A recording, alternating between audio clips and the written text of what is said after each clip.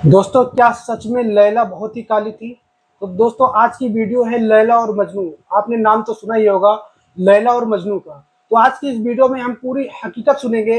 लैला कौन थे, मजनू कौन थे, उनकी मोहब्बत कैसे शुरू हुई। तो ये वीडियो पूरा देखिएगा, बयान को पूरा सुनिएगा। पूरी दास्तान बताई गई है लैला मजनू के बारे में। तो आप वीडियो को पूरा सुने और पसंद आए तो लाइक जरूर कर दीजिए। लैला और मजनू को दुनिया से गए हुए भी 1500 साल गुजर गया है, लेकिन अभी अगर हम किसी को मजनू बोलते हैं तो पूरे गांव वाले समझ जाते हैं कि इस लड़के को कोई छेड़ रहा है आशिक कह के। जबकि आप भी नहीं जानते कि मजनू साहब कहां पैदा हुए। पता है आप में से किसी को? नहीं। लैला कहां पैदा हुई? नहीं।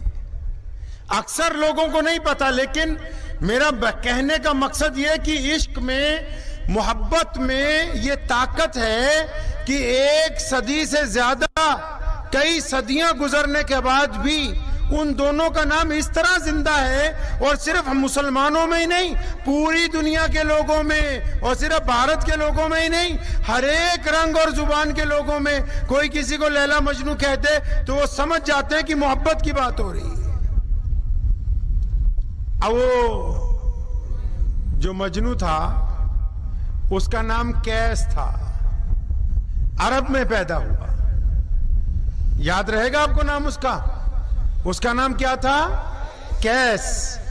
और जो लैला थी, ये जो रात है ना, रात, अरब की जुबान में रात को, अंधेरे को लैला कहते हैं, लैल। कुरान पाक में सूरत भी है ना लैलतुल कदर के ऊपर। मतलब ये रात को, इस काली छत को लैल कहते हैं। तो जब लैला पैदा हुई तो उसका रंग इतना काला था, इतना काला था, इतना काला था कि उसकी मां ने उसका नाम काली रख दिया। मतलब वो उसको अरबी में लैला कहने लगी। लेकिन जब लैला बड़ी हुई, मजनू बड़ा हुआ, अब जब दोनों में मोहब्बत हो गई तो फिर उनका जब चर्चा बाजार में आम हुआ तो जो उस इलाके का जो बड़ा आदमी था, या उस दौर का कोतवाल होगा, या गांव का जो बड़ा आदमी होगा, चौधरी या सरपंच, वो एक दिन लैला के वालिद के पास गया। कहने लगा, मैंने सुना है कि वो कैस जो है वो आपकी बेटी के साथ मोहब्बत करता है, तो इसका मतलब कि आपकी बेटी बड़ी खूबसूरत है, मैं कम से कम एक दफा उसको देखना चाहता हूं। तो वो जो लैला का अब्बू था ना, वो हंसने लगा। कहने लगा, ठीक है, आओ बैठो, चाय बनवाई। तो उसने आवाज मारी, बेटा लैला इधर आओ। तो जब लैला अंदर से आई ना, तो वो इतनी ज्यादा काली थी, आम काले लोगों से भी ज्यादा बिल्कुल काली थी। तो वो देख के हैरान रह गया। कहने लगा, अच्छा ये वो लैला है जिसके पीछे कैस जो है वो दीवाना बना फिरता है? उसने कहा, इसमें तो मुझे कोई खास बात नजर नहीं आई। तो लैला ने उसको टोका, उस बड़े आदमी को। कहने लगी, सुनो, तुम कहते हो कि लैला में कुछ खास नहीं है, अगर तुम मजनू की निगाह से देखो तो फिर दुनिया में लैला से ज्यादा हसीन कोई नहीं है। निगाह होनी चाहिए मोहब्बत की। अब वो उधर कैस के अब्बू को पता लग गया। ये वाकया आ गया तो सुना, पहले यही सुनाऊं आपको, फिर अगली बात होगी इंशाल्लाह। उधर कैस के अब्बू को पता लग गया कि भाई ये लैला के इश्क में है। उन्होंने उसकी खूब पिटाई की और उसको हरम में ले गए, मक्का की बड़ी मस्जिद में। फरमाया, चल चल के तौबा कर कि आज के बाद मैं कभी लैला का नाम नहीं लूंगा, कभी उसके गांव नहीं जाऊंगा, कभी उससे बात नहीं करूंगा। अब मजनू ने, अब जिसका नाम कैस था, उसने नियत बांधी, 2 रकात तौबा की। जब दुआ करने लगा तो दुआ करता है, क्या कहता है कि अल्लाह तू तो जानता है कि मेरा लैला के बगैर गुजारा नहीं, आप अल्लाह के वास्ते मेरे अब्बू को हिदायत कर दीजिए। अब उसका बाप बड़ा नाराज हुआ। तो चुनांचे उन दिनों में ये वाकया पेश आया। कौन सा? मौला अली रजी अल्लाह ताला अन्हु के बाद खिलाफत का वाकया पेश आया। तो मुसलमानों के जो 5वें खलीफा थे वो इमाम हसन रजी अल्लाह ताला अन्हु है।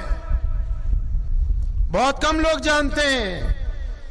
जो 4 खलीफा गुजरे, सैयदना अबू बकर सिद्दीक, उमर बिन खत्ताब, उस्मान जिन्नुरैन, मौला अली करमुल्ला वजू, 5वां खलीफा कौन बना मुसलमानों का?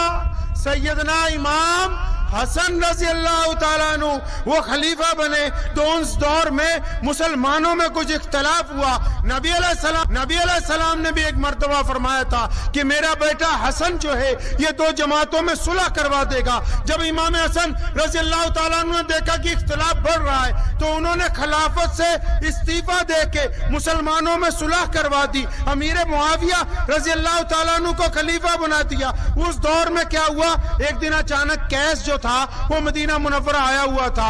امام حسن جا رہے تھے, قیس کو سب پہچانتے تھے. جب یہ امام حسن کے قریب سے گزرا, سلام کیا. نبی علیہ السلام کے نواسے, ان کے بچے, ان کے خاندان کی نسل ہے, اہل بیت کے اس وقت کے سردار ہیں. تو امام حسن رضی اللہ عنہ نے مسکرا کے دیکھا کہ اچھا وہ لیلا کا عاشق ہے. اپنے قریب بلایا, کندھے پہ ہاتھ رکھا, فرمایا قیس کیسے ہو؟ جی حضرت امام صاحب میں اچھا ہوں. یار قیس تمہیں پتہ ہے ہم نے مسلمانوں میں اختلافات کو ختم کرنے کے لیے خلافت سے استعفیٰ دے دیا, امیر معاویہ رضی اللہ تعالیٰ کو خلیفہ بنا دیا. قیس یار تم ایک بات بتاؤ کہ اگر ہم امیر معاویہ کو نہ بناتے تو کس کو بناتے؟ تمہارے نزدیک کیا بہتر تھا؟ تو قیس کیا کہنے لگا, 24 گھنٹے عشق میں رہتا تھا نا. کہتا جی مجھے دنیا کا تو اتنا پتہ نہیں ہے, میری نگاہ میں تو لیلا سے بہتر کوئی دوسرا ہے نہیں اس کام کے لیے.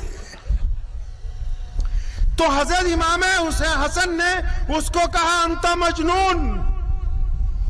یہ جو مجنون کا لقب یہ جو پوری دنیا میں وہ مشہور ہوا ہے, یہ محمد رسول اللہ صلی اللہ علیہ وسلم کے گھر سے اس کو لقب ملا ہے. یہ معمولی جگہ سے اس کو لقب نہیں ملا.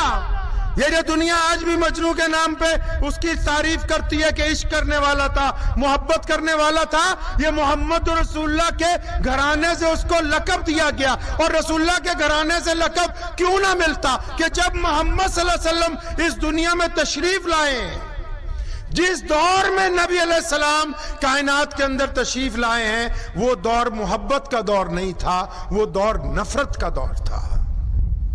آپ صرف مسلمانوں کی بات نہ کریں, پیارے محمد صلی اللہ علیہ وسلم کو اگر اچھی طرح جاننا ہے, ان کو پہچاننا ہے, تو اسلام سے تھوڑا اور پیچھے, اسلام آنے سے 100 سال پیچھے, اسلام آنے سے 150 سال پیچھے, اسلام آنے سے 1000 سال پیچھے ہم کو جانا ہوگا. نبی علیہ السلام جس دور میں آئے نا, جتنے گورے لوگ تھے وہ یہ کہتے تھے کہ کالے تو انسان نہیں ہوتے.